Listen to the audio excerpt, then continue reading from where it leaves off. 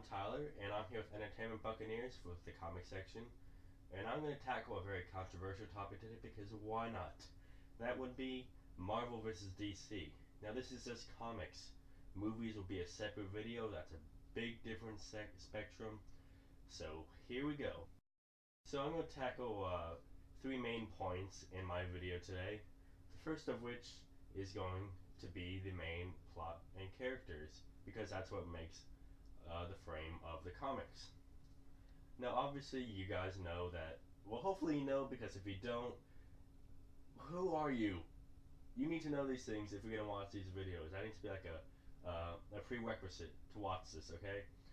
Justice League is DC, Avengers is Marvel, Iron Man is Marvel, Batman's DC, Superman's DC, Captain America is Marvel, alright? Now, both admittedly have a very, let's say about 10 or so characters that everyone seems to know and that are their best characters. They have like hundreds of other characters, but they're really not all that great. And these 10 or so characters are what build the main spectrum of their comics. So now let's talk about Marvel specifically. Marvel has Avengers, you know, all Captain America and all that. Spider-Man is one of their signature characters. Recently, in the reboot that they've done, which is called Marvel Now, the Spider-Man that they have has been taken over by Dr. Octopus to become the superior Spider-Man. Basically, Dr. Octopus says, you know, Peter Parker's been doing this for so long, I can do it better. This is stupid. Alright, that's stupid. That is very dumb. I will tell you why that's dumb. That is dumb because when you get a Spider-Man comic, you want Peter Parker. You want the character that Spider-Man is based off of.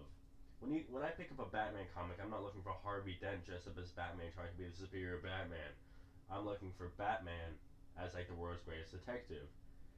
In Spider-Man, I want Peter Parker and his wit. Obviously, you can tell DC kind of wins that fight for me. That's just one of many fights that DC wins.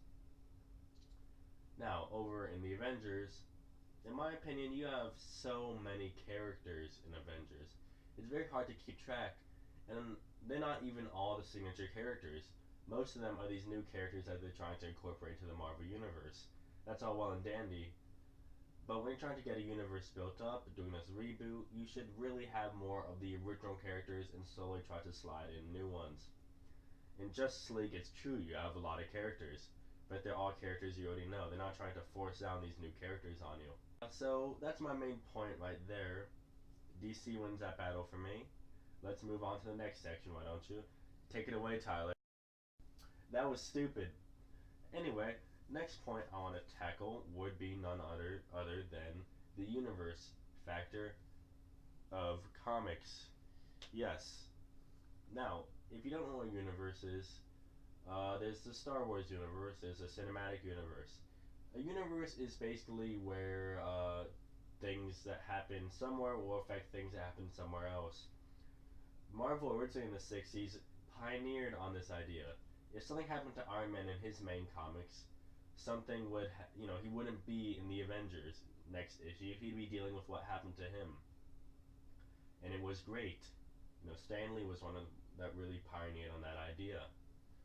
Nowadays in Marvel Now, you don't really have that. For example, in Captain America, you've got Captain America somewhere off in space in his main issues. Then in the Avengers, he's off helping them. I don't get that. He's lost in space in one issue, and yet he's not lost in space in one. I don't get it. In the Avengers, you seem to have a Peter Parker type Spider-Man, but then in Superior Spider-Man, you have Dr. Octopus being in control of his body. Which is it? Then in DC, you've got a real steady universe.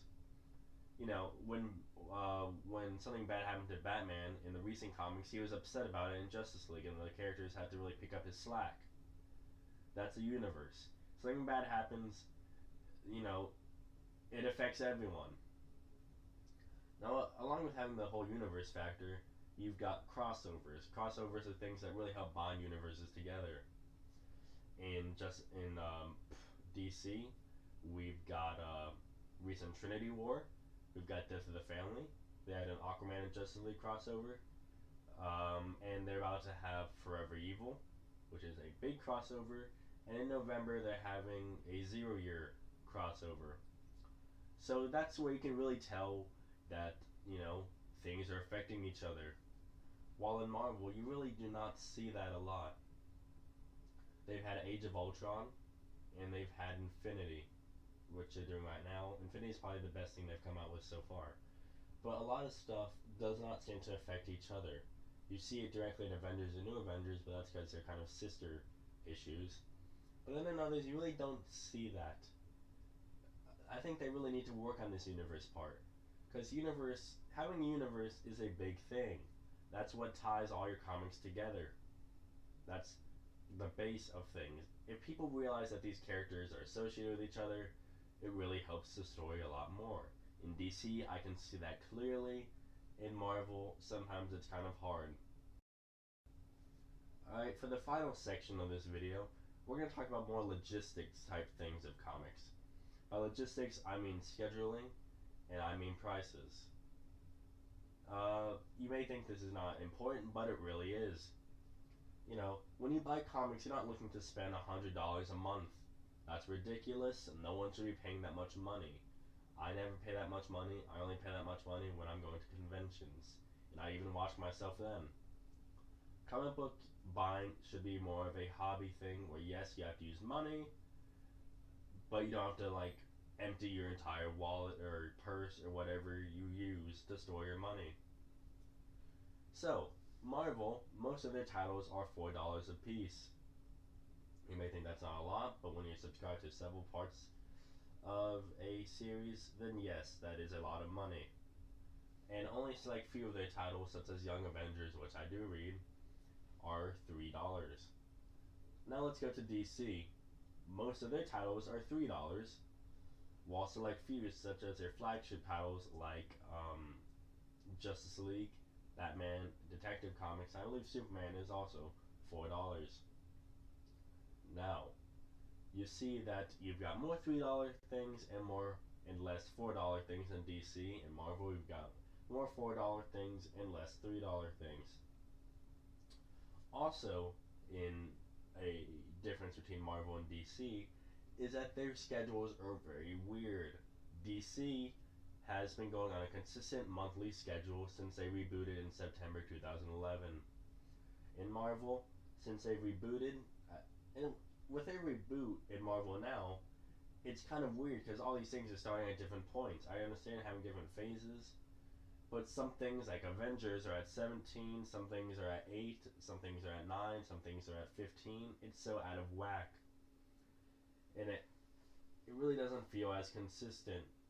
And also, some things are monthly, some things are bi-weekly. I would much rather have everything be monthly than bi-weekly, because bi-weekly you kind of feel it's rushed, forced out of there. And with getting a bi-weekly comic like Superior Spider-Man or Avengers, that's 8 out of how much money are we spending a month on just one series. You may think that's not a big deal, but it is, because in the end, it ends up taking more out of your pocket than, say, a monthly comic that that's $3 this month or that's $4 this month. You're done. So really, that's my main thing with DC and Marvel. Obviously, I'm more of a DC fan. Now, I'm still subscribed to Marvel. I've got 3 series in Marvel I'm subscribed to, but in DC I've got 6 I'm subscribed to. So, I've really evolved from being more of a Marvel fan to more of a DC fan. Now, do I hate Marvel? Of course not. Marvel is great. In fact, in my cinematic video that I'll do later on, I will touch on some things that Marvel has done right. DC, in my eyes, with the New 52, is doing a much better job than Marvel in its Marvel Now series. If you have any differing ideas, say you like Marvel better, do you agree with me? Do you like DC better? Or do you have a middle ground with them? If you do, tell me.